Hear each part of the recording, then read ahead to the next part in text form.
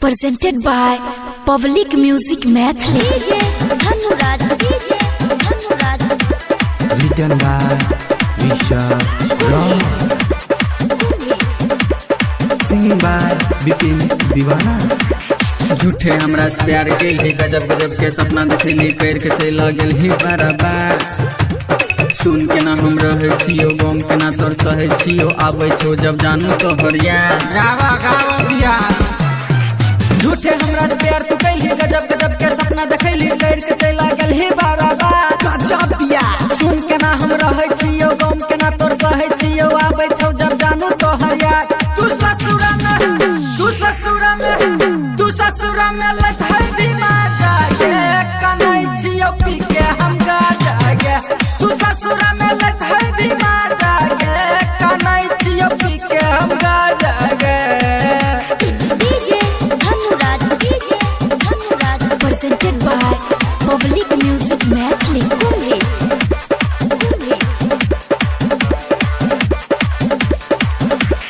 जिंदगी हमर करके तू सुमसान गे मुस्का के चल गलही साई संगे जान गे। जिंदगी हमर करके तू सुमसान गे मुस्का के चल गलही साई संगे जान गे। तू ससुरा में लथाई बीमार जागे कनै छियो पी के हम गा जागे।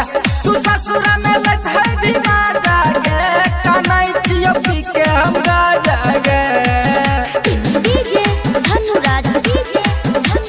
Presented by Public Music Mathli.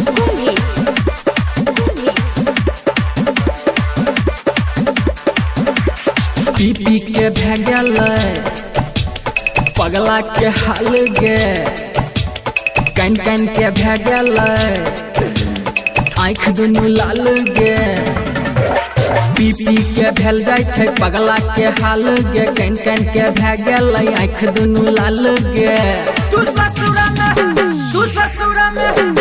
ससुरा में लथाई बीमार जागे कनै छियो पी के हम गा जागे।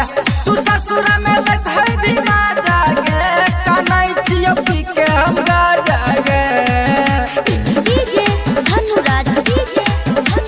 Presented by Public Music Mathli.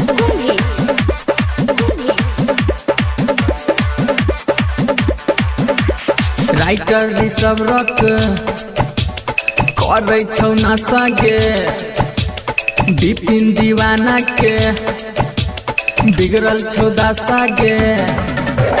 दे देलही तू जान हर्ष के साजा गे घूमै छौ मिथिलेश बाती के जान गाजा गे। तू ससुरा में लथाई बीमार जागे कनै छियो पी के हम गा जागे। तू ससुरा में लथाई बीमार जागे कनै छियो पी के हम गा जागे। Recording Studio Public Music Dudhpura Bazaar.